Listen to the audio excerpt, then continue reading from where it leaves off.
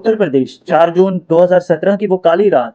सूरज डूब चुका हुआ था, लेकिन अंधेरा सिर्फ आसमान पर नहीं, एक लड़की की जिंदगी में भी आने जा रहा था। राधिका एक दलित फैमिली से ताल्लुक रखती थी। वो अपने माँ बाप के साथ एक छोटे से घर में रहती थी। बाप उसका किसान था और माँ इसी तरह दूसरे घरों में कामकाज किया करती थी। लेकिन घर का जो सर्किट है वो बहुत मुश्किल से चल रहा था। इसी मजबूरी की वजह से उसको नौकरी तलाश करना पड़ती है।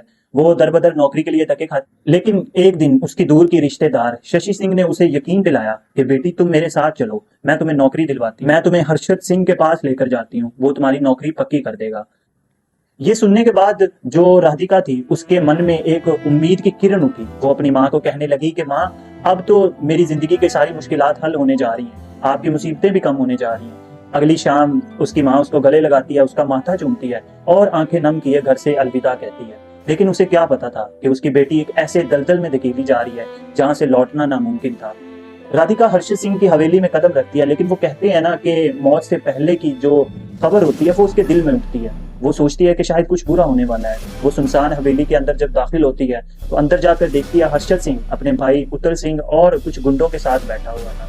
शशि सिंह जो है वो कुछ ही देर बाद वहां से चली जाती है और इसके बाद वो गुंडे जो है वो खिड़कियां दरवाजे बंद करना शुरू कर देते हैं। राधिका देखकर काफी हैरान होती है कि आखिर यहाँ पर ऐसा क्या होने लगा है। इसके बाद जो हर्षद सिंह है वो अपनी जगह से उठता है और राधिका को छूने लगता है और इसी के साथ ही उसका जो भाई है वो भी उसके करीब आता है और वो दोनों मिलकर उसको बड़ी बेदर्दी से अपनी हवस का निशाना बनाते हैं। वो चीखती है, चिल्लाती है, माफी मांगती है और भगवान के वास्ते देती है कि मुझे जाने दो, लेकिन वो दो दरिंदे मिलकर उसको अपनी हवस का निशाना बनाते हैं। जब वो अपनी हवस पूरी कर लेते हैं, इसके बाद उसको डराया और धमकाया जाता है कि तुमने अगर किसी को बताया तो हम तुम्हारे वालिदैन को उठा लेंगे, तुम्हें कहीं का नहीं छोड़ेंगे। 11 जून को फिर वही दर्द। शशि सिंह के जो दो बेटे हैं जिनमें शुभम और तिवारी था, ये दोनों मिलकर भी उसको अपनी हवस का निशाना बनाते हैं। उसको 60,000 में फरोख्त कर दिया जाता है, मानो वो कोई चीज हो।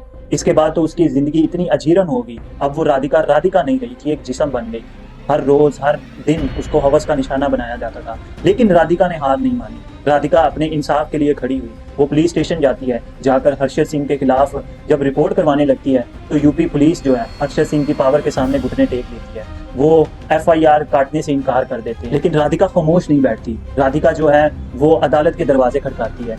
IPC की धारा 156(3) के तहत अदालत पुलिस को हुक्म देती है कि FIR दर्ज की जाए। FIR तो दर्ज कर ली जाती है, लेकिन हर्षद सिंह की गिरफ्तारी ये नामुमकिन थी। हर्षद सिंह बड़े खुले आम और बड़ी ऐशो आराम से घूम रहा था और मुसलसल उसके जो गुंडे थे वो उसके वालिदैन को धमकियां और उसको डरा धमका रहे थे कि तुमने अगर अब कुछ किया तो हम तुम्हें मार देंगे। उसका जो किसान बाप होता है वो पुलिस के चक्कर काट रहा होता है कि मेरी बेटी को इंसाफ चाहिए, मेरी बेटी को इंसाफ चाहिए, लेकिन उसको इंसाफ नहीं मिलता। 3 अप्रैल 2018 को उत्तल सिंह के गुंडे और उत्तल सिंह मिलकर उसके बाप को खूब पीटते हैं और हैरानी की बात ये थी कि पुलिस उन गुंडों को पकड़ने के बजाय उसके बाप को ही अरेस्ट कर लेती है एक झूठे हथियार के इल्जाम। 9 अप्रैल को इत्तला आती है कि उसका जो बाप है वो जेल के अंदर ही दम तोड़ गया है। मेडिकल रिपोर्ट के अंदर साफ जाहिर था कि उसके बाप के साथ तशद्दुद हुआ है। उसकी बीवी चीख चीख कर कह रही थी कि मेरे शौहर का मर्डर हुआ है, मेरी बेटी की क्या गलती थी, मेरी बेटी को इंसाफ क्यों नहीं दिया गया। उसकी सिर्फ ये गलती थी कि उसे एक नौकरी चाहिए थी, बस। लग गया, हमको न्याय नहीं मिली।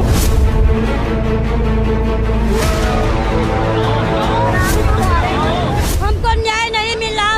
जब राधिका को अदालत से भी इंसाफ की उम्मीद नहीं होती तो राधिका CM जो योगी आदित्यनाथ होते हैं उसके घर के आगे जाकर चीखती है, खुद के ऊपर पेट्रोल डालती है और कहती है कि मुझे अगर इंसाफ ना मिला तो मैं खुद को आग लगा दूंगी। इस वक्त उसकी आंखों में खौफ नहीं आग दिखाई दे रही थी। ये बात मीडिया पर चलती है और तमाम लोग उसके इंसाफ के लिए खड़े हो जाते हैं।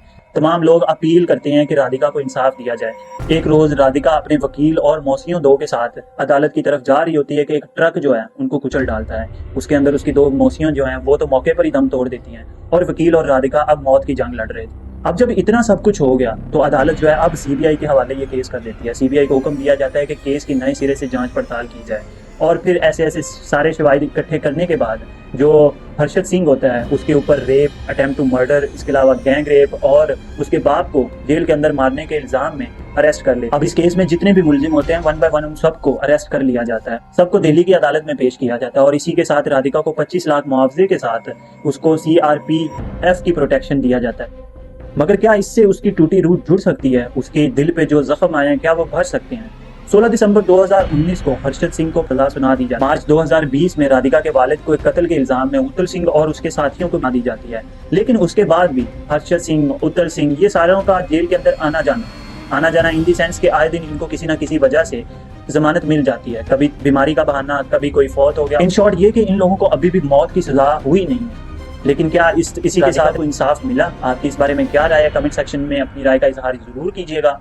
और मेन मुजरिम कौन है इस सारे वाक़े का, ये भी लाजमी बताइएगा।